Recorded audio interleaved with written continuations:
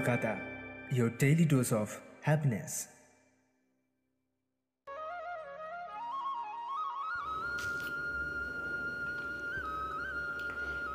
শূকর পালন। শূকর পালন করে আয় বাড়ানো একটি লাভজনক ব্যবসা হতে পারে। এর প্রধান কারণ হল শূকর দ্রুত বর্ধনশীল এবং অল্প সময়েই মাংস উৎপাদনের জন্য প্রস্তুত হয়। সেই সাথে এদের খাদ্য রূপান্তরের হারও বেশ ভালো। শূকর পালন গ্রামীণ অর্থনীতিতে কর্মসংস্থান সৃষ্টিতেও সহায়ক হতে পারে। শূকর অন্যান্য গবাদি পশুর তুলনায় দ্রুত বাড়ে, সাধারণত 4-6 মাসের মধ্যে বিক্রির জন্য প্রস্তুত হয়ে যায়। শূকরের খাদ্য থেকে মাংস উৎপাদনের হার খুব ভালো। অল্প খাবার দিলেই এরা বেশি মাংস উৎপাদন করে, যা অন্যান্য গবাদি পশুর তুলনায় লাভজনক।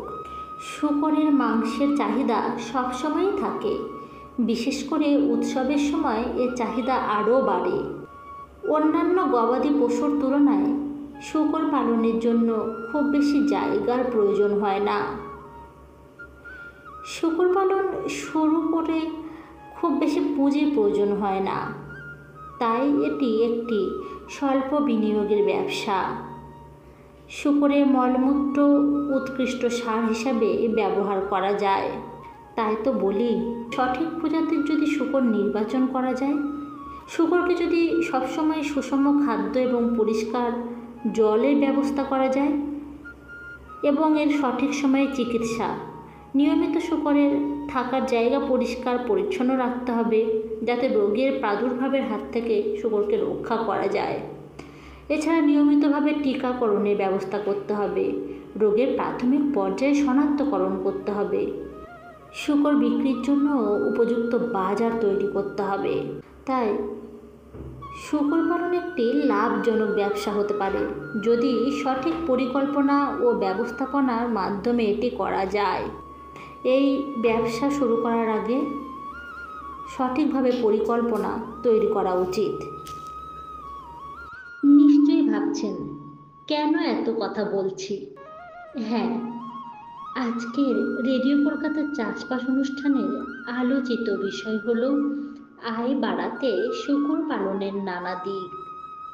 এ বিষয়ে বলবেন ডক্টর শান্তনু বেরা, বিভাগীয় প্রধান ও সহ অধ্যাপক, প্রাণী উৎপাদন ও প্রতিপালন বিভাগ, প্রাণী চিকিৎসা ও প্রাণী বিজ্ঞান অনুষদ, পশ্চিমবঙ্গ প্রাণী ও মৎস্য বিজ্ঞান বিশ্ববিদ্যালয়।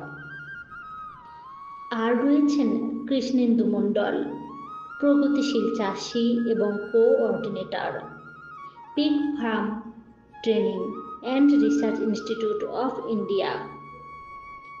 শুনবেন বিশিষ্ট শিল্পী পূর্ণচন্দ্র সামন্তের রচিত ও তারই কণ্ঠে এই বিষয়ের উপর গান, সহযোগিতায় পূর্বাশা সামন্ত।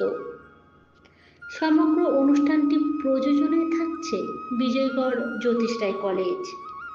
শুনতে থাকুন আজকের অনুষ্ঠান।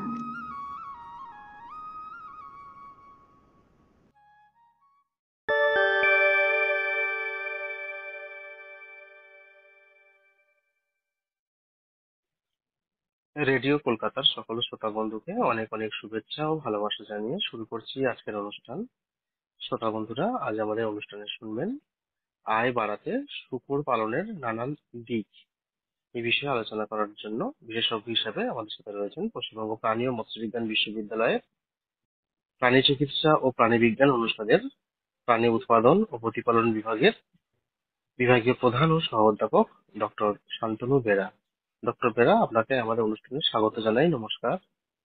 নমস্কার আপনাকে এবং যারা এই প্রোগ্রামটি শুনছেন তাদের সবাইকে আমার যথাযোগ্য সম্মান জানাই। আচ্ছা, এখানে রয়েছে যে আয় বাড়াতে শূকর পালনের নানা দিক। তো এর সঙ্গে তো যে কোনো চাষবাসের সঙ্গে তো প্রাণী পালনের সঙ্গে তো আমাদের তো আয়টা জড়িয়ে রয়েছে। তো সেই জন্যই যদি একটু বলেন যে শূকর পালনের বর্তমান যে পরিস্থিতি সেটা কেমন এবং আয় বাড়াতে বর্তমানে তো উত্তরোত্তর জনপ্রিয়তা শূকরের বাড়ছে। হুম, আর সারা বিশ্বের পার্সপেক্টে যদি বলি, সারা বিশ্বে প্রায় 700 মিলিয়নের বেশি শূকর রয়েছে। যদিও মূলত চায়নাতে এর 67%ই ওখানে রয়েছে, প্রায় 406 মিলিয়ন।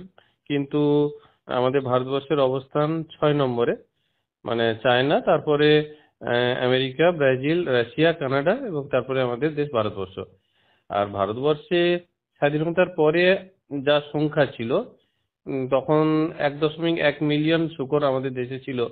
সেটা আজকের 2019-এর যে প্রাণীশুমারি হয়েছে তাতে হুম, যদি আমরা দেখি 9.06 মিলিয়ন শূকর আমাদের দেশে রয়েছে, এবং সারা পৃথিবীর ক্ষেত্রে যদি কম্পেয়ার করি 1.3% শূকর আমাদের এখানে রয়েছে। যদিও আমাদের দেশের শূকরটা মূলত পূর্ব ভারত কেন্দ্রিক, এখানেই বেশি আছে। যদিও সারা ভারতবর্ষে বিভিন্ন জায়গা বা আন্দামান নিকোবর বিভিন্ন আইল্যান্ডেও যদিও শূকর পাওয়া যায়, কিন্তু মূলত আসামে সব থেকে বেশি শূকর দেখা যায়।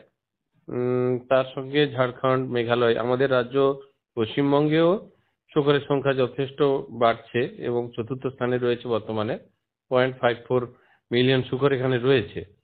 এবারে যেটা হচ্ছে শূকরটা, যদি আমরা দেখি যে এত তাড়াতাড়ি বাচ্চা দেয়, বা এর যে বডি ওয়েটটা ফিডের সঙ্গে যদি আমরা কম্পেয়ার করি, এত তাড়াতাড়ি বাড়ে, মানে 3 কেজি খাবার খেলে 1 কেজি বাড়ে। ফলে কি হচ্ছে, প্রাণীজ প্রোটিনের যে ঘাটতি মেটানোর ক্ষেত্রে কিন্তু এর জুড়ি নেই।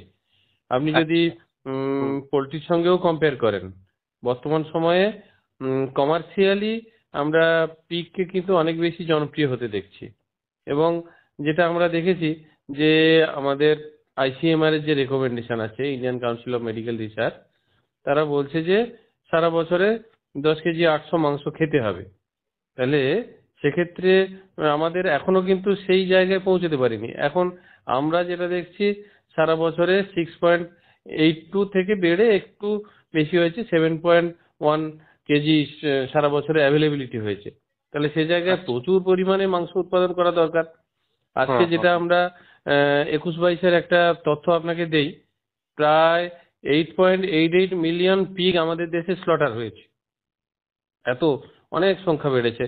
এবং টোটাল যা মাংস আসছে তার প্রায় 4% মাংসটা কিন্তু শূকর থেকে আসছে, এবং আমি খুবই শিওর যে আগামী দিনে এটা অনেক বাড়বে। তার কারণ হচ্ছে, যারা শূকর পালন করছে, যে সেক্ষেত্রে দেখবেন যে একটা শূকরের যখন বাচ্চা হয় প্রায় 12টা থেকে 14টা করে কিন্তু বাচ্চা হয়, এবং 6 মাসের মধ্যেই কিন্তু সেটাকে আপনি মার্কেটিং করতে পারছেন। এটা একটা সুবিধা, যেটা সাধারণত অন্য কোনো অ্যানিমেলের ক্ষেত্রে কিন্তু এত তাড়াতাড়ি মার্কেটিং করা সম্ভব না। আপনি ছাগল, ভেড়া হোক বা অন্য কোনো আমাদের পোল্ট্রি বাদ দিয়ে যদি তুলনা করেন, কারোরই এত আচ্ছা, তাড়াতাড়ি আচ্ছা, মার্কেটিং সম্ভব নয়। আপনি যদি একটা 10টা স্ত্রী শূকর আর একটা পুরুষ শূকর নিয়ে যদি কেউ ইউনিট একটা করে, 1 বছরের মধ্যেই 160খানা প্রায় হচ্ছে শূকরের বাচ্চা কিন্তু হয়ে যাবে। এটা খুব মানে এত তাড়াতাড়ি একটা ফার্ম বাড়তে পারে সেটা কল্পনা করা যেতে পারে না। এবং এক্ষেত্রে আমরা মনে করি, যেহেতু শূকরের মাংসে প্রায় 16.7% প্রোটিন রয়েছে, এবং তাতে খুব ইম্পর্টেন্ট কিছু অ্যামাইনো অ্যাসিড রয়েছে, যেমন নিয়াসিন, রাইবোফ্লাভিন বলে এইসব অ্যামাইনো অ্যাসিড গুলো রয়েছে, যেটা কিন্তু খুবই উপকারী হতে পারে। এবং আমরা যেটা দেখেছি, এখন একটা প্রাণীর কোনো অংশ বাদ যায় না, মানে শূকরের মাংসটার জন্য শুধু নয়, শূকরের যে বর্জ্য পদার্থ, সার, এটাকে কিন্তু বায়োগ্যাস হিসাবে বা মাছের সাথে আমরা সুসংগত চাষ যদি করি, আমি যখন ইকোনমিক্স বলবো তখন বুঝতে পারবেন যে আমরা সুসংগত চাষ করে কত শূকরের সঙ্গে শূকরের থেকেও লাভ পেতে পারি, অন্য জায়গা থেকেও কিভাবে লাভ পেতে পারি। এবং আজকে আপনি যদি আমাদের বিভিন্ন মাংসের যে আউটলেট গুলো আছে, দেখবেন যে শূকরজাত প্রচুর মাংসের প্রোডাক্ট, যেমন ধরুন হ্যাম, বেকন, সসেজ, নাগেট, তারপরে ধরুন মিট বল, এই সমস্ত প্রোডাক্ট গুলো কিন্তু তৈরি হচ্ছে। এবং যার ফলে হচ্ছে যেটা, যে অনেক কম খরচ করে কিন্তু বেশি প্রফিট হওয়ার একটা চান্স এখানে থেকে যাচ্ছে। একটা সময় তো শুকরকে আচ্ছা, মনে করা হতো যে শুধু পিছিয়ে পড়া শ্রেণীর মানুষ, SC ST বা ট্রাইবাল মানুষরা তারাই শুধু পালন করে। কিন্তু এখন যদি আপনি চিত্র দেখেন, বহু মানুষ যারা শুকর চাষ করে এন্টারপ্রেনার হয়েছে, এবং তারা বিভিন্ন জায়গায় তারা পাঠাচ্ছে, সারা ভারতবর্ষে বিভিন্ন জায়গায়, এবং অনেক টাকা কিন্তু তারা লাভবান হচ্ছে।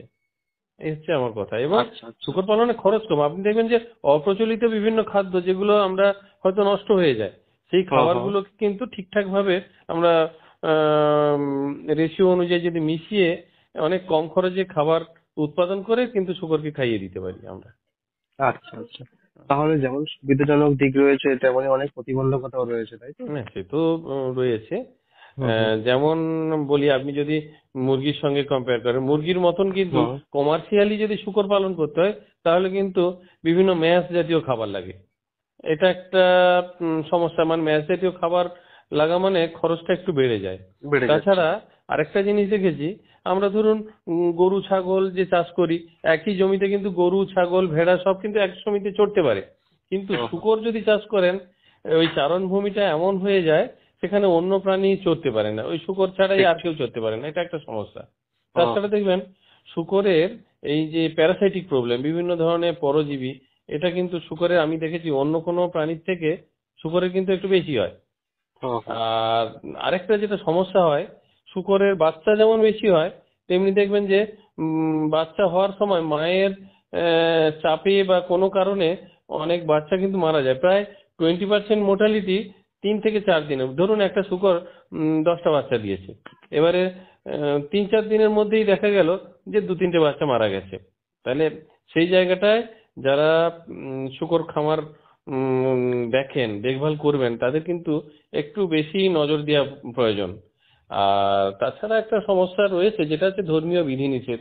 আপনারা হুম সবাই হুম। জানেন যে হুম মুসলিম ধর্মের মানুষ যারা তারা তো এটা অনেকে এটা তারা তো খায়ই না।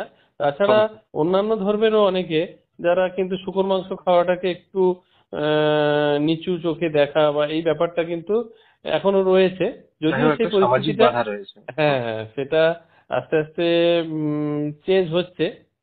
সেটা একটু আমাদেরও বিভিন্ন সময় লাগবে। লেভেলে অ্যাওয়ারনেস বা হুম সচেতনতা করা প্রয়োজন আছে। আর শূকর পালনের ক্ষেত্রে কিছু সেনসিটিভ ইয়ে আছে, যেমন হুম হুম শূকরের হুম। চামড়া দেখবেন খুব স্পর্শকাতর আর কি। একটু বেশি আচ্ছা। রোদ যদি হয় বা কোনো হুম হুম। অ্যালার্জিক সিমটম খুব মারাত্মক শূকরের ক্ষেত্রে আমরা বেশি দেখি, অন্য অ্যানিমেলের ক্ষেত্রে কিন্তু ততটা আমরা দেখি না। বা যদি অ্যাটমসফেরিক চেঞ্জ প্রচুর হয়, ধরুন হঠাৎ প্রচুর গরম প্রচুর ঠান্ডা, এতে কিন্তু শূকর অসুস্থ হয়ে যায়। এই জায়গাটায় চাষি ভাইদের একটু নজর রাখা প্রয়োজন রয়েছে। আচ্ছা আচ্ছা। তাহলে শুকুরের এই যে উন্নয়ন করতে হলে নিশ্চয়ই সরকারি উদ্যোগে বিভিন্ন রকমের প্রোগ্রাম নেওয়া হয়েছে আমাদের দেশে, হ্যাঁ হ্যাঁ হ্যাঁ। যদি একটু বলে থাকেন এই বিষয়টা হ্যাঁ, নিয়ে। আমাদের দেশে বেশ কিছু প্রোগ্রাম, একসময় তো এটা অতটা জনপ্রিয় ছিল না, যদিও আরো জনপ্রিয় হওয়া প্রয়োজন, কিন্তু আমাদের হুম হুম। ভারতবর্ষ 1947 সালে স্বাধীনতা পাওয়া যখন পেল, তারপরে কিন্তু বিভিন্ন পঞ্চবার্ষিকী যে পরিকল্পনাগুলো হয়েছে তার হুম মাধ্যমে হুম। কিন্তু শূকরের উন্নয়নের ব্যাপারটাই কিন্তু নজর দেওয়া হয়েছে। সেক্ষেত্রে মূলত আমরা দেখি শূকরের যে উন্নয়নের জন্য যে যে স্টেপ গুলো নেওয়া দরকার সেগুলো কিন্তু দ্বিতীয় পঞ্চবার্ষিক পরিকল্পনা, যেটা 1956 থেকে 61 ওই সময়টা থেকে প্রায় পঞ্চম পঞ্চবার্ষিক পরিকল্পনা, যেটা 1974 থেকে 78 এই পিরিয়ডের মধ্যে কিন্তু বেশিরভাগ কাজগুলো হয়েছে। সেক্ষেত্রে কি আচ্ছা হয়েছে, বিভিন্ন যে রিজিওনাল পিগ ব্রিডিং ফার্ম, মানে যেখান থেকে ভালো জাতের শূকর চাষি ভাইদের দেওয়া যেতে পারে, বা যে বেকন ফ্যাক্টরি যেখানে শূকরকে স্লটার করা প্যাকিং করা এগুলো করে বিভিন্ন জায়গায় পাঠানো, এইসব বেকন ফ্যাক্টরি গুলো ওইখানে ওই পিরিয়ডেই তৈরি হয়েছে। তাছাড়া আমাদের যে বিভিন্ন রাজ্য কৃষি বিশ্ববিদ্যালয় যেগুলো রয়েছে, মানে স্টেট এগ্রিকালচার ইউনিভার্সিটি যেগুলো রয়েছে, সেখানে কিন্তু শূকর নিয়ে গবেষণাটা কিন্তু এই পিরিয়ডে চালু হয়। এবং সেখানে যেটা হয়েছিল যে তখন ভারতবর্ষের যে দেশি শূকর অনেক ছোট ছোট, যার ফলে বিভিন্ন যে এক্সোটিক ব্রিড যেগুলো আছে সেগুলো আমাদের ভারতবর্ষের বিভিন্ন যে জলবায়ু অঞ্চল আছে এখানে এনে হুম। রিসার্চ করা। এবং সেই জায়গাটা যেটা দেখা গেছে, ল্যান্ড্রিস বলে একটা শূকর, যেটা আমাদের ভারতবর্ষে, এটা ডেনমার্ক থেকে আনা হয়েছিল। বা ধরুন লার্জ হোয়াইট ইয়র্কশায়ার, যেটা ইংল্যান্ডের একটা শূকর, সেটা দেখা হুম। যাচ্ছে যে আমাদের ভারতীয় পরিবেশে সেটা মানানসই হচ্ছে। আর আমরা যে নর্থ ইস্ট, যেটা উত্তর পূর্বাঞ্চলের যে রাজ্যগুলো আছে, তারা আবার যেটা টেন্ডেন্সি, তারা কালো শূকর পছন্দ করে। সেক্ষেত্রে ইংল্যান্ডের দুটো শূকর যেমন হ্যাম্পশায়ার বার্কশায়ার, এই শূকরগুলোকে কিন্তু আমাদের দেশে এনে ওখানকার লোকাল যে কালো জাতের শূকর আছে তাদের সঙ্গে ক্রস করিয়ে কিন্তু এই শুকরগুলো ডেভেলপ করা হয়েছে। এবং তার জন্য আমাদের দেশের ইন্ডিয়ান কাউন্সিল অফ যে এগ্রিকালচার রিসার্চ আছে, তারা কিন্তু শুকর নিয়ে গবেষণার জন্য আলাদা ইনস্টিটিউট একটা তৈরি করেছে, সেটা গুয়াহাটিতে আছে, সেটার নাম হচ্ছে এনআরসি পিক। ফলে ন্যাশনাল রিসার্চ সেন্টার পিক গুয়াহাটিতে এখন নতুন নতুন জাত হচ্ছে, ভ্যারাইটিজ হচ্ছে, এবং নতুন কিছু শুকরের জাত রেজিস্ট্রেশন হচ্ছে। ফলে এগুলো কিন্তু আমরা দেখেছি যে শুকরের আগের যে যত বাড়তো বা ব্রিডের ব্যাপারটা যা ছিল, সেটা কিন্তু এই ধরনের ব্রিডিং প্রোগ্রাম নেওয়ার ফলে কিন্তু অনেকটা পরিবর্তন হচ্ছে আস্তে আস্তে। আচ্ছা আচ্ছা। তো আমাদের যে ভারতে কি ধরনের জাত রয়েছে, আপনি যেগুলি বললেন হ্যাঁ এই হ্যাঁ উত্তরের হ্যাঁ মধ্যেই চলে আসলো সবটা, তো হ্যাঁ ওগুলো যদি হ্যাঁ হ্যাঁ আরেকটু ভারতের share করে দেন। জাতগুলো আমি বলিনি। হুম, হুম, ভারতে অ্যাকচুয়ালি আমাদের যে এনবিএজিআর আছে, National Bureau of hmm, animal genetic resource, hmm, এটা কার্নালে আছে। তারা স্বীকৃত কিছু জাত তারা আমাদের ভারতবর্ষে তারা আইডেন্টিফাই করেছে। এই হুম, মুহূর্তে 13খানা স্বীকৃত জাত আমাদের ভারতে রয়েছে। তার মধ্যে আমাদের প্রথম যেটা স্বীকৃত জাত হয়েছিল সেটা আমাদের পশ্চিমবঙ্গের একটা শুকর, সেটার নাম হচ্ছে আচ্ছা, ঘুংরু। ঘুংরু শুকর আমাদের হুম, পশ্চিমবঙ্গে খুবই হ্যাঁ হ্যাঁ, পপুলার। তাছাড়াও মূলত নর্থ ইস্টের যে স্টেট গুলো রয়েছে সেখানেই কিন্তু আমাদের বেশিরভাগ শুকরগুলো আইডেন্টিফাই হয়েছে। যেমন আপনাকে বলি, নিয়াং মেঘা বলে একটা শুকর রয়েছে, মানে মেঘালয়ের শুকর। আর একটা হচ্ছে ধরুন নাগাল্যান্ডে তেনি ভো বলে একটা শুকর আছে, আসামে দুম বলে একটা শুকর আছে, মিজোরামে যেমন জোভাক বলে একটা শুকর আছে, তারপরে ধরুন মণিপুরি বলে একটা শুকর আছে, তারপরে ধরুন মণিপুরেরও আরেকটা শুকর আছে যেটা মণিপুরি ব্ল্যাক বলে, কালো রঙের মণিপুরের একটা শুকর। এছাড়া আচ্ছা, মেঘালয়ের আরেকটা ওয়াক চাম্বিল বলে একটা শুকর আছে। আমাদের বিহার ঝাড়খণ্ড ওখানে যেমন পূর্ণিয়া বলে একটা শুকর আছে। আমাদের ঝাড়খণ্ডে বান্দা বলে একটা আছে, ইউপিতে ঘুরা আছে, বা আন্দামান নিকোবরেও একটা শুকর আইডেন্টিফাই হয়েছে, সেটা নিকোবরি বলে, নিকোবর আইল্যান্ড সেই জন্য নিকোবরি। বা আমাদের গোয়া এখান থেকে অনেক দূরে, সেখানেও একটা শুকর আইডেন্টিফাই হয়েছে, সেটার নাম অ্যাগন্ডা গোয়ান। এই হচ্ছে মোটামুটি আমাদের ইন্ডিজেনাস শুকর। কিন্তু আমাদের এই যে একটু আগে একটা ইনস্টিটিউট কথা বলছিলাম, এনআরসি পিক, যেটা হ্যাঁ হ্যাঁ, গুয়াহাটিতে রয়েছে, তারা কিন্তু দুটো পিক, ক্রসব্রেড পিক ডেভেলপ করেছে। সেটা রানী বলে একটা পিক, যেহেতু নর্থ ইস্টে কালো শুকর পছন্দ করে, বিদেশি হুম, হ্যাম্পশায়ারের সঙ্গে ঘুংরুর ক্রস করিয়ে। বা আশা বলে একটা পিক ওরা তৈরি করেছে, যেখানে উম আমাদের বিদেশি জার্ম প্লাজম বলতে দুটো শুকর আছে ওখানে, 25% হ্যাম্পশায়ার আর 50% ডিউরক বলে একটা শুকর, যেটা ইউএস এর একটা, মানে আমেরিকার একটা শুকর। তার সাথে হুম, ঘুংরু বলে যে শুকরটা আমাদের পশ্চিমবঙ্গের, তার হুম, 25% জার্ম প্লাজম আছে। এইরকম করে কিন্তু কিছু ক্রসব্রেড হয়েছে। এছাড়া আমাদের কিছু পিগের ভ্যারাইটিস ডেভেলপ করা হয়েছে, যেটা ভ্যারাইটি গুলো দেখা যাচ্ছে যে আরো বেশি পারফরমেন্স তার থেকে পাওয়া যাচ্ছে। যেমন ধরুন এইচডিকে 75 বলে একটা আছে, আমাদের হ্যাম্পশায়ার থেকে করা হয়েছে। তারপরে লামসিয়াং বলে একটা হয়েছে, সেটা ওই হ্যাম্পশায়ারের সঙ্গে নিয়াং মেঘা যেটা একটু আগে বললাম তাদের ক্রস করে করেছে। আমাদের ঝাড়খণ্ডে যেমন হয়েছে জারসুক, এটাও কিন্তু রিসেন্টলি খুব পপুলার হয়েছে। ওই ট্যামর্থ বলে একটা শুকর আছে ইংল্যান্ডের, সেই ট্যামর্থের সঙ্গে ঝাড়খণ্ডের যে লোকাল শুকরকে ডেভেলপমেন্ট করা হয়েছে। এমনকি আমাদের কেরালা যে আছে, ওখানে ওই মানুথি হোয়াইট বলে একটা করা হয়েছে। সেখানে এই যে লার্জ হোয়াইট ইয়র্কশায়ার, যেটা আমাদের পশ্চিমবঙ্গে বা বিভিন্ন জায়গায় খুবই পপুলার, তার সঙ্গে কিছু লোকাল পিগের সঙ্গে ক্রস করিয়ে করা হয়েছে। তারপরে আমাদের তানুভাস কেপিএম গোল্ড বলে একটা হয়েছে, সেটা লার্জ হোয়াইট ইয়র্কশায়ার থেকে হয়েছে। তারপরে এসভিভি ইউটি 17, এটাও লার্জ হোয়াইট ইয়র্কশায়ারের সঙ্গে ক্রস করিয়ে অন্ধ্রপ্রদেশে হয়েছে। ল্যান্ডলে বলে একটা হয়েছে, সেটাও এই এরকম লার্জ হোয়াইট ইয়র্কশায়ার থেকে ইউপিতে আমাদের উত্তরপ্রদেশে এরকম একটা ভ্যারাইটি, এরকম বিভিন্ন ভ্যারাইটি ডেভেলপ করা হচ্ছে, রিসার্চ হচ্ছে, তো বিভিন্ন সময় বিভিন্ন অ্যাগ্রোক্লাইমেটিক জোন স্পেসিফিক এই ভ্যারাইটি গুলো ডেভেলপ হচ্ছে আর কি। আচ্ছা। তাহলে আমাদের এই যে পশ্চিমবঙ্গে হ্যাঁ বেশ কিছু তো বিদেশি জাত তারা এখানে আস্তে আস্তে হ্যাঁ খাপ হ্যাঁ খাইয়ে হ্যাঁ নিতে পারছে, তাই তো? অবশ্যই আমাদের অবশ্যই দেশে বিদেশি বসে, জাতের তাই তো? মধ্যে এই যে লার্জ হ্যাঁ হোয়াইট হ্যাঁ, ইয়র্কশায়ারের কথা বললাম হুম, না, হুম, হুম, এটা খুব ভালো কোয়ালিটির হ্যাম এবং বেকন এখান থেকে হয়।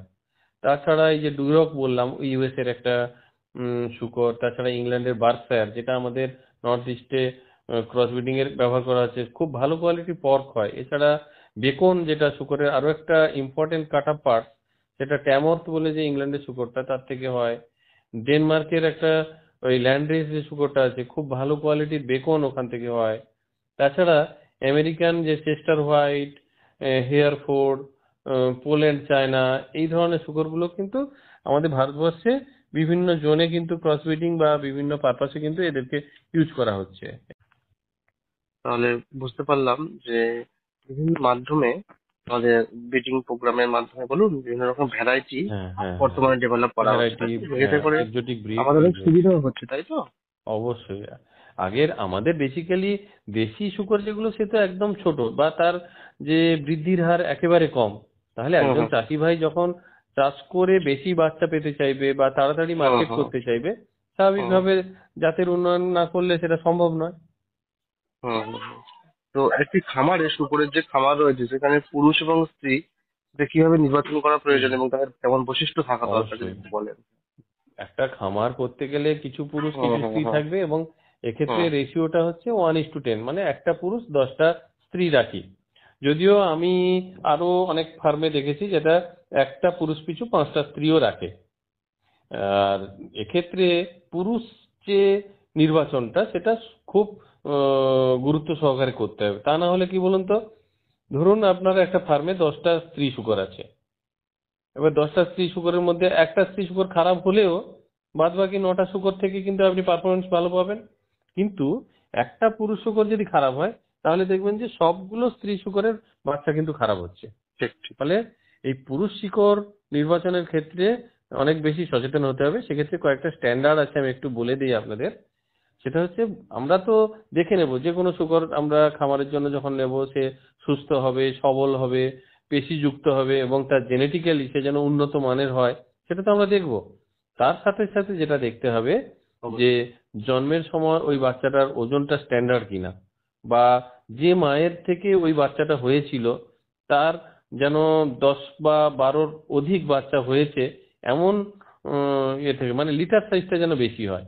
আরেকটা স্ট্যান্ডার্ড আমরা দেখি যে 6 মাসে এই বাচ্চার ওজন যদি 85 থেকে 90 কেজি হয় তাহলে জানবো যে সেটা ভালো, মানে তার কি তার বৃদ্ধির হারটা বেশি এবং সে সুষম খাদ্যকে মাংসে পরিণত করার যে তার এবিলিটি, যেটা সক্ষমতা, সেটা অনেক বেশি।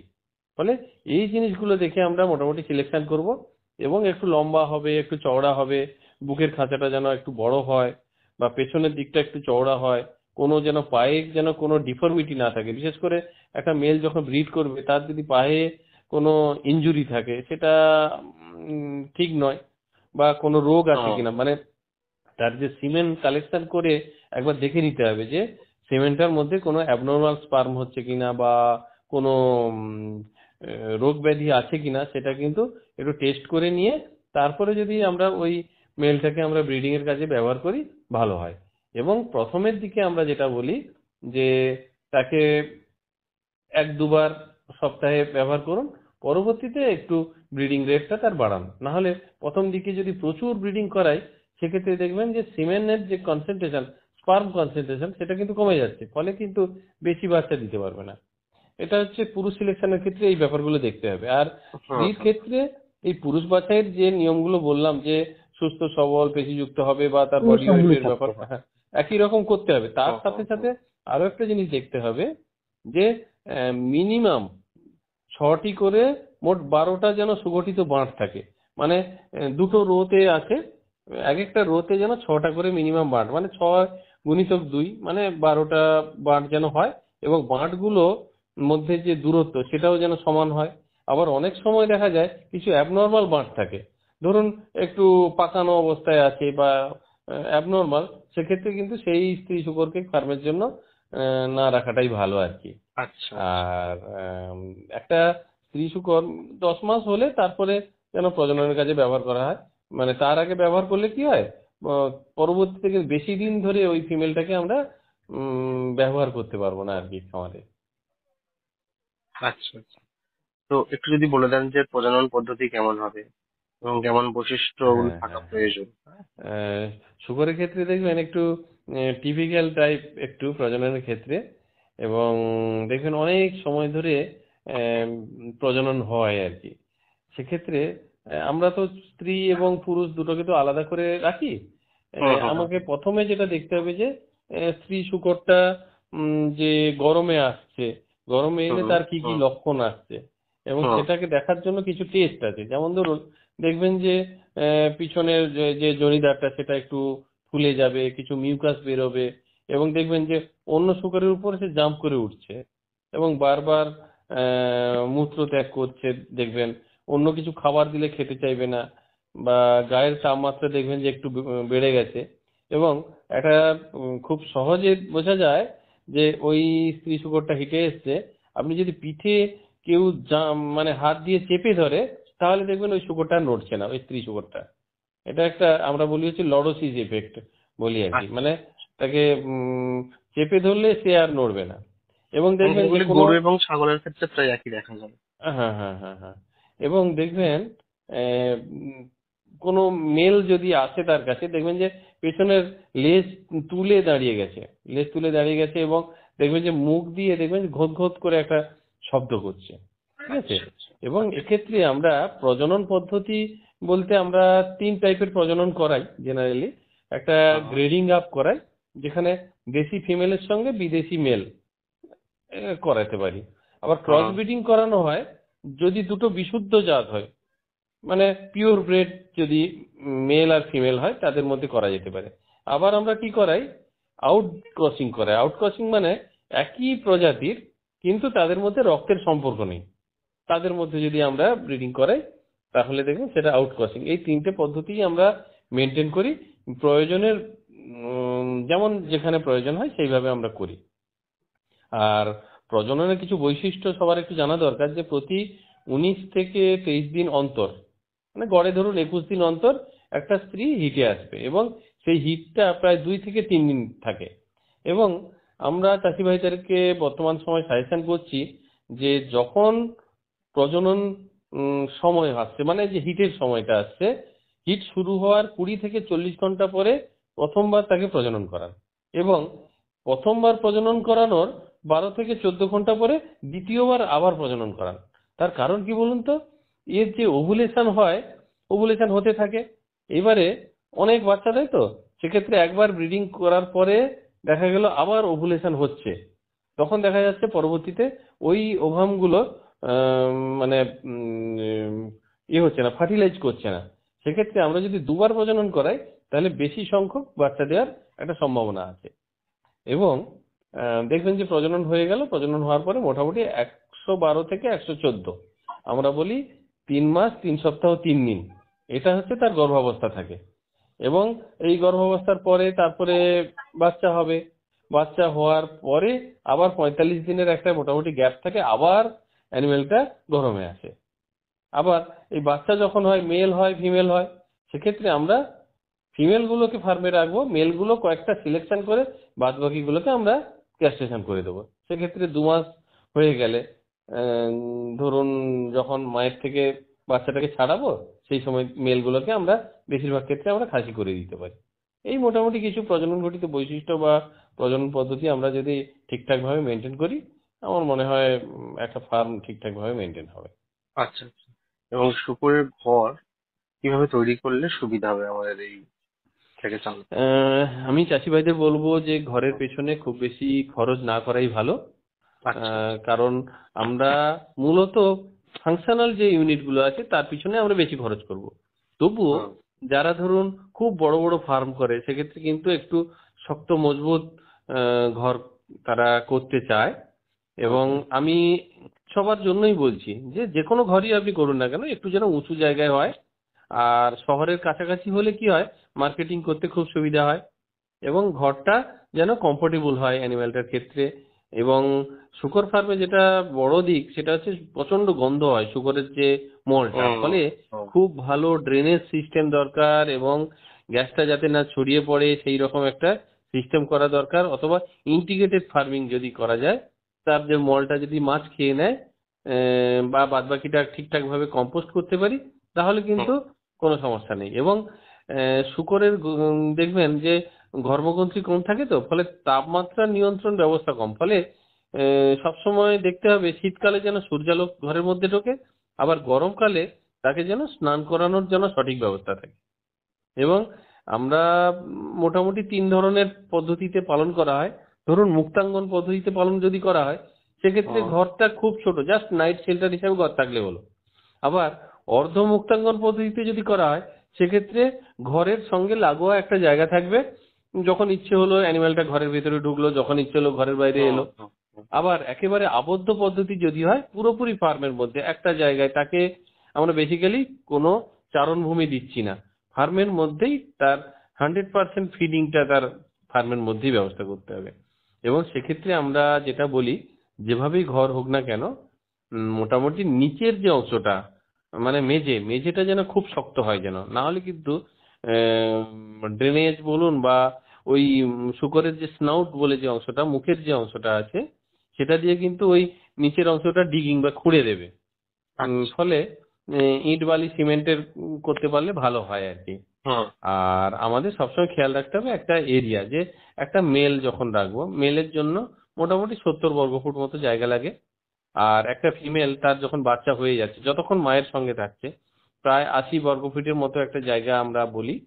আর যখন মায়ের থেকে ছাড়ানো হয়ে যাচ্ছে মানে 2 থেকে 6 মাস পর্যন্ত, তখন 15 স্কোয়ার ফিটের মতন পার অ্যানিমেলের একটা জায়গা দিতে পারলে ভালো হয়। ঠিক আছে, এবারে যখন ঘরটা করবে তখন ধরুন মেঝে থেকে একটা ঘরের যে দেওয়াল আছে মোটামুটি 4 ফিটের মতন যেন হাইট হয়, আর তার উপরে কিছুটা জাল দিয়ে দিল। আর দরজাটা মোটামুটি ওই 2.5 থেকে 3 ফুটের মতো যেন চওড়া থাকে। এই অ্যানিমেলের ক্ষেত্রে একটু দরজা চওড়া থাকলে তাহলে কি হবে, ইনজুরি বা হওয়ার চান্সটা খুব কম থাকে। ঠিক আছে। আর যেটা আরেকটা জিনিস আমি একটু বলবো, আমাদের সবসময় শূকর ঘরের সঙ্গে ড্রিঙ্কিং ওয়াটারের অ্যারেঞ্জমেন্ট ভালো একটা ব্যবস্থা অবশ্যই থাকতে হয়। বিশেষ করে আমরা দেখেছি শূকর যে এই গুঁড়ো খাবার খায়, এই গুঁড়ো খাবার প্রতি কেজি পিছু একটা নির্দিষ্ট পরিমাণ জল তার খাওয়ার টেন্ডেন্সি আছে। যেমন শীতকালে আমরা দেখেছি 1 কেজি যদি খাবার খায় প্রায় 3 লিটারের মতো জল তার দিতে হবে। আবার গরমকালে দেখেছি প্রায় 5 লিটার মতো জল প্রতি কেজি খাবার পিছু খাবে। মোটামুটি আমরা যদি একটা অ্যাডাল্ট শূকর দেখি, প্রায় ধরুন 20 থেকে 25 লিটার মতো জল প্রতিদিন তাকে দিতে হয়। ফলে সেই অনুযায়ী একটা হিসাব করে তার পানীয় জলের ব্যবস্থা রাখতে হবে।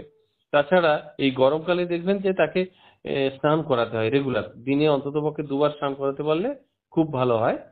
সেক্ষেত্রে প্রতি শূকর পিছু প্রায় 15 থেকে 20 লিটার জল আমরা রাখতে বলি।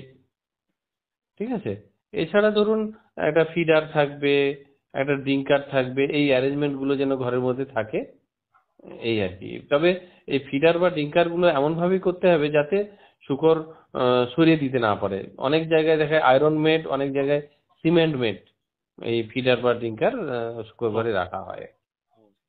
ঠিক আছে। আচ্ছা, যেটা এবারে আসি যে গর্ভবতী শূকর, তাদের প্রতিপালন সম্পর্কে যদি বিচার কথা বলেন। হ্যাঁ, এটা শূকর ফার্মের একটা খুব ইম্পর্টেন্ট প্রতিপালনের দিক, যেখানে প্রেগনেন্ট অ্যানিমেল সংখ্যাটা বাড়াবে না? হ্যাঁ হ্যাঁ, তার থেকেই তো সংখ্যা অনেক বেশি হবে। এবং আমরা প্রেগনেন্সি পিরিয়ডটা কত না 3 মাস 3 সপ্তাহ 3 দিন, মানে 114 দিন। এবারে প্রায় 100 দিন মতো ক্রস করে যাওয়ার পর, মানে বাচ্চা হওয়ার ধরুন 10-12 দিন আগে তাকে কিন্তু একেবারে সেপারেট আলাদা একটা ঘরে তাকে নিয়ে চলে যেতে হবে। নিয়ে যাওয়ার পরে আমাদের কি করতে হবে, ওই সময় তার পেছন দিক বা পালান এটাকে রেগুলার ওয়েতে দিনে 1 বার থেকে 2 বার এই পটাশিয়াম পারম্যাঙ্গানেট দিয়ে একটু ধুয়ে দিলে বা ম্যাসেজ করে দিতে পারলে ভালো হয়। ম্যাসেজ কেন করতে বলছি, অনেক সময় দেখা যাচ্ছে বাঁট শক্ত হয়ে গেল, ম্যাস্টাইটিস হয়ে গেল, তখন কিন্তু একটু সমস্যা হয় আর কি। আর একটা জিনিস আমি বলবো যে এই গর্ভাবস্থার শেষ 1 মাস বা তার একটু আগে থেকে যদি একটু সুষম খাবার দেওয়া যায় তাহলে দেখা যাবে বাচ্চার যে বৃদ্ধির হারটা সেটা অনেক বেশি হবে। আমি সুষম খাবার কেন বলছি, প্রোটিন, ভিটামিন বা খনিজ লবণ যদি ঠিকঠাক ভাবে থাকে তাহলেই কিন্তু বাচ্চার ইমিউনিটি পাওয়ারটা অনেকটা ভালো হবে, বা মা পরবর্তীতে বাচ্চাদেরকে দুধ দিতে পারবে। এই জিনিসটা একটু সবাইকে করতে হবে। তবে একেবারে বাচ্চা হওয়ার যে 2-3 দিন আগে একটু গুঁড়ো খাবার কমিয়ে দিতে পারলে ভালো হয়। সেখানে আমরা যদি কিন্তু জলের সরবরাহটাও একটু বেশি দিতে হবে আর কি, এটা আমি সবাইকে বলবো।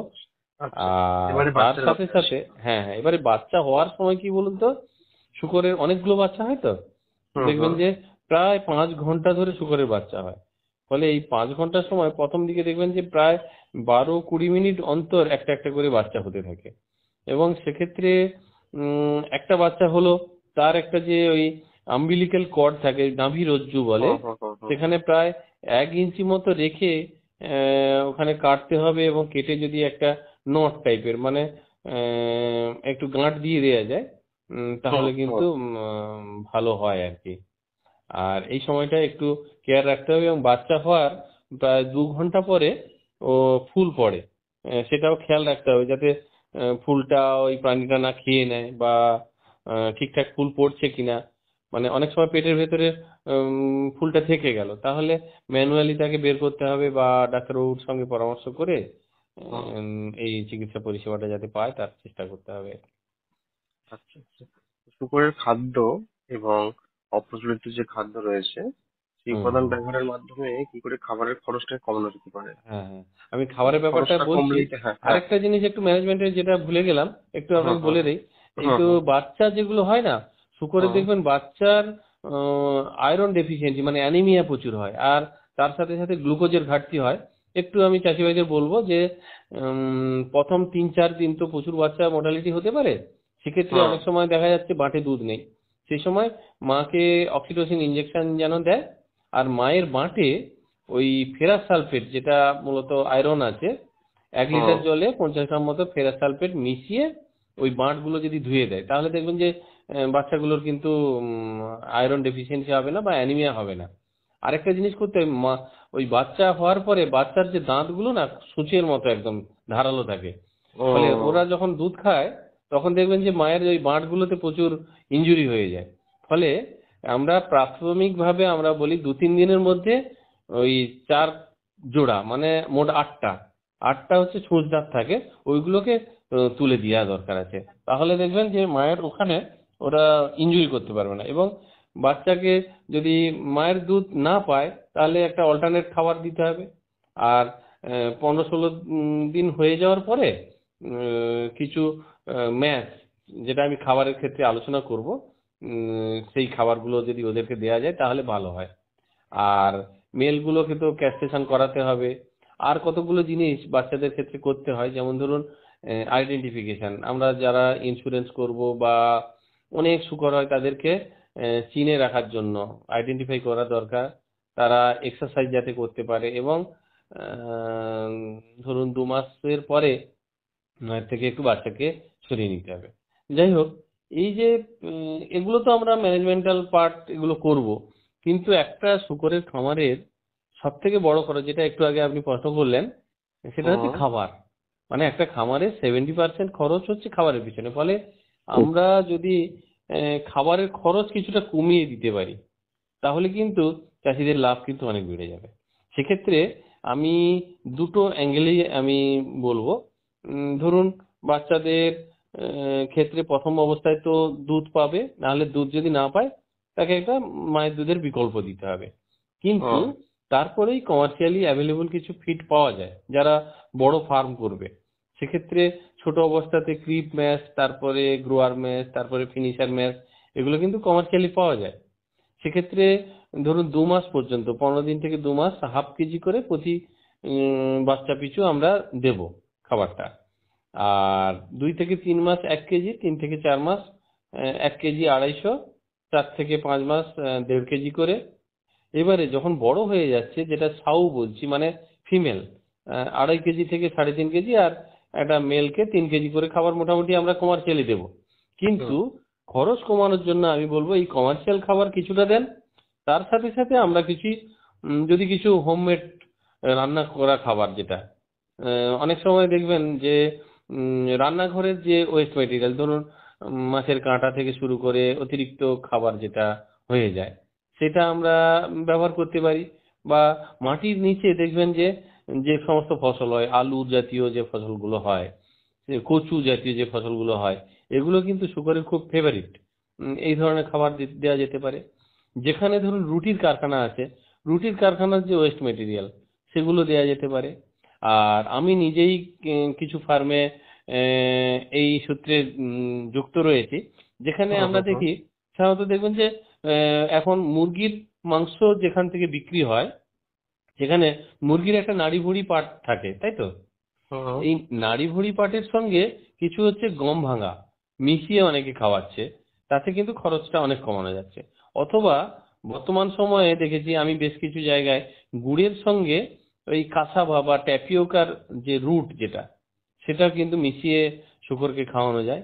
আর আমি রিসেন্টলি আমার এক ছাত্রকে দিয়ে এক্সপেরিমেন্ট একটা করিয়েছি, আপনাকে জাস্ট আমি বলছি, সেটাতে কিন্তু হুম শুকরের হুম পারফরমেন্স খুব ভালো হয়েছে। সেখানে আমি হুম। যদি একটা 10 কেজি খাবার তৈরি করি, তাতে চাল ভাঙা 2 কেজি, কচু 2 কেজি, আর গম ভাঙা 450 গ্রাম, তুষ থেকে তেল বের করার পরে যেটা বেরোয় মানে ডিওআরবি, যেটা ডিওয়াইল্ড রাইস ব্র্যান্ড 3.5 কেজি মতো, গুড় 1 কেজির মতো, তিল খোল যেটা সেটা 1 কেজির মতো, আর লবণ 50 গ্রামের মতো, এরকম মিশিয়ে আমরা একটা তার প্রক্সিমেট অ্যানালাইসিস করে আমরা মোটামুটি একটা কাজ করেছিলাম। তাতে দেখেছি যথেষ্ট ভালো পারফরমেন্স আমরা পেয়েছি। ফলে আমি চাষি ভাইদের বলবো, আপনারা যেমন কমার্শিয়ালি অ্যাভেলেবল যে ফিড সেটাকেও ব্যবহার করুন, তার সাথে সাথে যদি কিছু অপ্রচলিত খাদ্য যেগুলোর কথা আমি বললাম এগুলো যদি মেশান, তাহলে কিন্তু আপনার পালন খরচ অনেক কমে যাবে, এবং পালন খরচ কমানো মানেই কিন্তু আপনার লাভ কিন্তু অনেকটা বেড়ে যাবে। আচ্ছা, আপনি তো বলছিলেন যে রোগ ব্যাধি অনেক রকমের হয়, তো যদি হ্যাঁ, একটু হ্যাঁ, সংক্ষেপে বলেন। চাষি ভাইদের বলবো আপনারা রোগ ব্যাধি এবং স্বাস্থ্যবিধি এই দুটোকে কিন্তু ঠিকঠাক ভাবে আপনাদের মেনটেন করতে হবে। এবং একটা শূকরের রোগ হয়েছে সেটা আগে বুঝতে হবে। ধরুন দেখছেন যে কিছু খেতে চাইছে না, চলাফেরা করতে কষ্ট হচ্ছে, দেহের তাপমাত্রা বেড়ে গেছে, মুখ দিয়ে লালা পড়ছে বা চোখ দিয়ে জল পড়ছে, কোষ্ঠকাঠিন্য বা পাতলা পায়খানা হচ্ছে, কানের রং পরিবর্তন হচ্ছে, কাশছে, এগুলো দেখলেই আপনি বুঝবেন যে অ্যানিমেলটা অসুস্থ হয়েছে। এবং সেক্ষেত্রে শূকর ফার্মের সব থেকে যেটা বড় সমস্যা সেটা হচ্ছে শূকরের কলেরা, সেটাকে আমরা বলি হচ্ছে সোয়াইন ফিভার। এক্ষেত্রে আমরা দেখেছি 105 থেকে 108 ডিগ্রি ফারেনহাইট টেম্পারেচার হয়ে যায়, খাওয়া বন্ধ করে দেয়, হলুদ রঙের পায়খানা, বমি, ওজন ওজন কমে যায়, চামড়ার নিচে দেখবেন যে জায়গায় জায়গায় লাল দাগ হয়ে গেছে, এবং সব থেকে বড় যেটা হয় প্রেগনেন্ট অ্যানিমেলের ক্ষেত্রে বাচ্চা পড়ে যায়। ফলে খুবই মারাত্মক রোগ, অ্যানিমেলকে বাঁচানো খুব কষ্টকর হয়। ফলে ভ্যাকসিনেশন ছাড়া কোনো উপায় নেই অ্যানিমেল ফার্মটাকে বাঁচানোর। এছাড়া আমরা দেখেছি যে শুকরের ফার্মে গোল কৃমি বা টেপ ওয়ার্ম যেটাকে বলে, সেটাও কিন্তু প্রচুর হয়। ফলে এই টেপ ওয়ার্ম যুক্ত মাংস অনেক সময় আমরা দেখি যে টেনিয়া সোলিয়াম বলে, এগুলো কিন্তু অনেক হুম সময় ভক্ষণ করলে মানুষও আক্রান্ত হতে পারে। ফলে খুব সুসিদ্ধ করে মাংস খাওয়া দরকার, এবং যাতে এই কৃমিগুলো না হয় তার জন্য কিন্তু ব্যবস্থা নেওয়া প্রয়োজন রয়েছে। এছাড়া দেখবেন গরুর যে এঁসো হয়, হুম শুকরেরও হুম। কিন্তু দেখবেন এঁসো বা এফএমডি বলে যে রোগটা, সেটা কিন্তু হয়। এছাড়া দেখবেন অ্যানিমিয়া, ছোট বাচ্চাদের যেমন অ্যানিমিয়া হয়, দুধ পায়খানা হয়, বা দেখবেন যে হাইপোগ্লাইসেমিয়া মানে গ্লুকোজ কমে যাচ্ছে, এরকমও হয়। আবার যেটা দেখা যায় সোয়াইন ইরিসেপালাস বলে, আপনি দেখবেন যে বিভিন্ন জায়গায় ফুলে যাচ্ছে এরিসেপালাস হলে। প্যারাটাইফয়েড বলে একটা রোগ হয়। তারপর বাচ্চাদের নাভি পচে যাচ্ছে। এই সমস্যাগুলো কিন্তু আমি দেখেছি শুক্রের ক্ষেত্রে এই সব রোগ ব্যাধিগুলো হয়। হুম।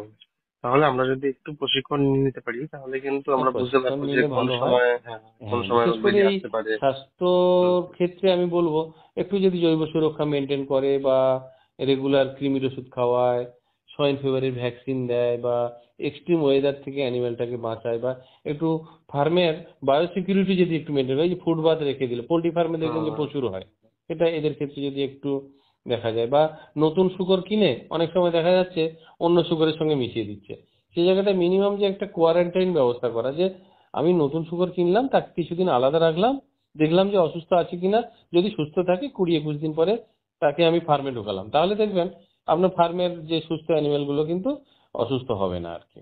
হুম।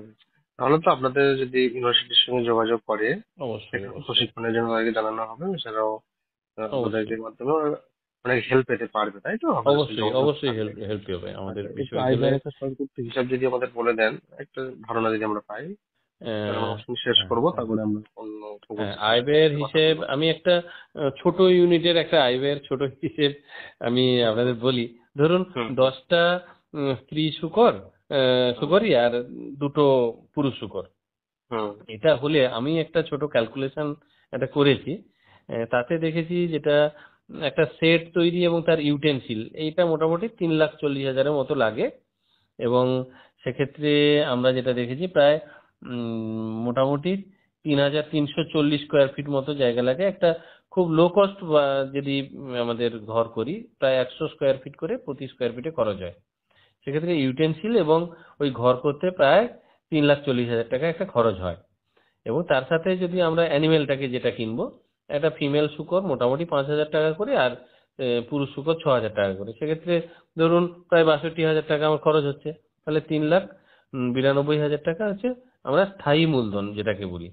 এবারে কার্যকরী মূলধন বা রেকারিং ক্যাপিটালের মধ্যে মূলত হচ্ছে খাবারের পিছনে খরচ, সেটা আমরা ক্যালকুলেট করে রেখেছি প্রায় 4,65,000। মানে আমরা যেটা হিসাব করেছি এই সমস্ত বড় অ্যানিমেল মানে 12টা বড় অ্যানিমেল, তার সাথে সাথে সারা বছরে যদি 160টা বাচ্চা হবে ধরে নিচ্ছি, 20% মোর্টালিটি ধরলে 128টা পিগলেট। এই 128টা পিগলেট মোটামুটি দেখা যাচ্ছে যা খাবে প্রায় 544 কেজি মতো খাবার খাবে। আর মেলগুলোর ধরে নিয়ে, মেল আর ফিমেল ধরে নিয়ে প্রায় 13,684 কেজি মতো, মোটামুটি 275 ব্যাগ মতন হচ্ছে আপনার খাবার, 50 কেজি বস্তা লাগবে। এই হিসাবে আমরা ফিডের ক্যালকুলেশনটা করেছি। তাছাড়া মেডিসিন ভ্যাকসিন মোটামুটি 3,500 টাকার মতো, ইন্স্যুরেন্স একটা ধরেছি 3,500 টাকার মতো, দুজন ম্যান পাওয়ার যদি ধরি প্রায় 1,44,000 টাকার মতন খরচ, প্লাস কিছু রিপেয়ারিং সব মিলে 6,64,000 টাকা হচ্ছে আমার খরচ। এই হিসাবে আমরা এই 6,34,000 আর এদিকে 3,92,000 টাকা ফিক্সড ক্যাপিটাল। এবারে এই জায়গা থেকে আমরা 1 বছরের পরে আমরা কেমন রিটার্ন পেতে পারি, এটাই হচ্ছে আমাদের কাছে কথা। সেক্ষেত্রে আমরা যে বাচ্চা পাবো 128 খানা মোটামুটি গড়ে 6 মাসের বাচ্চা আমরা সেল করতে পারবো। সেক্ষেত্রে প্রায় 60 কেজি করে ওজন হয়ে গেলে প্রায় 11,52,000 টাকা আমরা ওখান থেকে পেতে পারি। এবারে কিছু গানি ব্যাগ যেগুলো সেল হবে, এর যে মল যেটা আছে, মলটা প্রচুর পরিমাণে প্রায় 1,15,000 টাকার মলই উৎপাদন হবে, যেটাকে আমরা শুধু মল হিসাবেও আমরা অনেক জায়গায় সেল করার অপশন আছে। কিন্তু সে জায়গাটায় যদি আমরা ইন্টিগ্রেটেড ফার্মিং মানে মাছ চাষের ব্যাপারটা করি, তাহলে এই মলটা পুকুরের কাজে লেগে যাবে। ঠিক আছে, পুকুরের কাজে যদি লেগে যায় তাহলে আমরা দেখবো যে ফিঙ্গার লিঙ্ক প্রায় 2,000 মতন ফিঙ্গার লিঙ্ক আমরা এর সঙ্গে অ্যাড করতে পারি, মানে মাছ চাষের যে ব্যাপারটা। সেক্ষেত্রে প্রায় 1 কেজি করে মাছ 1 বছরে আমরা দুটো সাইকেলও করাতে পারি ইচ্ছে করলে। প্রায় 1,85,000 টাকা আমরা মাছ থেকে এক্সট্রা ইনকাম করতে পারি। সব মিলিয়ে আমরা যেটা দেখেছি যে একজন যদি ঠিকঠাক রানিং ফার্ম হয়, প্রায় মোর দেন 50,000 রুপিস হচ্ছে তিনি প্রতি মাসে ইনকাম করতে পারেন এই 10+2 ইউনিট থেকে। আর যদি মাছের সঙ্গে সুসংহত চাষ করে সেক্ষেত্রে কিন্তু প্রায় 68 থেকে 70,000 টাকা প্রতি মাসে একজন খামারি কিন্তু ইনকাম করতে পারে, যদি ঠিকঠাক ভাবে পিগারিটা উনি রান করেন। আচ্ছা, এটা যথেষ্ট পরিমাণে ভালো একটা লাভ। অবশ্যই অন্যান্য যে কোনো ইউনিটের থেকে এটা অনেক বেশি লাভজনক। আচ্ছা আচ্ছা, একটা জিনিস একটু জেনে রাখা দরকার যে এই চাষ সংক্রান্ত বিষয় বা প্রশিক্ষণ বা এগুলো কোথায় পাবে। আমাদের পশ্চিমবঙ্গ সরকারের বিভিন্ন স্কিম রয়েছে বা আমাদের সেন্ট্রাল গভর্নমেন্টের কিছু স্কিম রয়েছে, যেমন আমাদের যে PBSSD যেটা Paschimbanga society for skill development মানে উৎকর্ষ বাংলা যেটা আমরা বলি, তাতে কিন্তু আনএমপ্লয়েড ইউথদের ট্রেনিং এর একটা বন্দোবস্ত রয়েছে বিনা পয়সাতে একদম। এছাড়া আমাদের যে পঞ্চায়েত গ্রাম উন্নয়ন দপ্তরের সামগ্রিক অঞ্চল উন্নয়ন পর্ষদ রয়েছে, মানে যেটা কম্প্রিহেন্সিভ এরিয়া ডেভেলপমেন্ট কর্পোরেশন বলি আর কি, তাতে 4 দিনে কিন্তু পিগারি প্রশিক্ষণের একটা ব্যবস্থা রয়েছে। এবং তারপরে একটা ছোট পাইলট প্রজেক্ট রয়েছে যেখান থেকে একটা ইনফ্রাস্ট্রাকচার করতে পারবে বা তারা লোনের ক্ষেত্রেও অ্যাসিস্ট করে। আমাদের যে RCT রয়েছে, rural self employed training institute, তারাও কিন্তু 10 days প্রোগ্রাম, বর্তমান দিনে ওটাকে আরো বাড়ানোর ডে বাড়িয়ে একটা 30 দিনের ট্রেনিং এর চেষ্টা করা হচ্ছে। এবং সেখানে কিন্তু নাবার্ডের সঙ্গে ওরা লিঙ্কেজ করে দেওয়া এবং তাতে চাষি ভাইরা অনেক সাবসিডি পেতে পারে।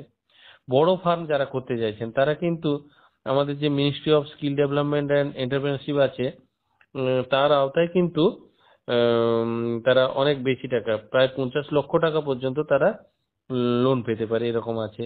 বা কিষাণ ক্রেডিট কার্ড সবাই আপনারা জানেন, কিষাণ হুম। ক্রেডিট কার্ডে 4খানা পিগের জন্য প্রায় 41,680 টাকা কিন্তু একজন পেতে পারে 240 দিনের জন্য, এবং সেক্ষেত্রে ইন্টারেস্টটা খুবই মিনিমাম, মাত্র 4% ইন্টারেস্টে কিন্তু সে কেসিসির মাধ্যমে শূকর পালনের ক্ষেত্রে লোন পেতে পারে। এছাড়া আমাদের কিছু যে স্থায়ী সমিতি আছে পঞ্চায়েতে, সেখানে কিছু ডিস্ট্রিবিউশন প্রোগ্রাম আছে, সেখানে বিভিন্ন যে সেলফ হেল্প গ্রুপ আছে তারা 5+1 এই রেশিওতে কিন্তু শূকর বাচ্চা পেয়ে তারা কিন্তু একটা খামার শুরু করতে পারে। আপনাকে অনেক ধন্যবাদ। হ্যাঁ, নমস্কার নমস্কার আপনাকে। শ্রোতা বন্ধুরা, আমরা এতক্ষণ শুনছিলাম পশ্চিমবঙ্গ প্রাণী ও মৎস্য বিজ্ঞান বিশ্ববিদ্যালয়ের প্রাণী চিকিৎসা ও প্রাণী বিজ্ঞান অনুষদের প্রাণী উৎপাদন ও প্রতিপালন বিভাগীয় প্রধান ও সহ-অধ্যাপক ডক্টর শান্তনু বেরা তার কথা শুনলাম। বিষয় ছিল যে আয় বাড়াতে শূকর পালনের নানা দিক।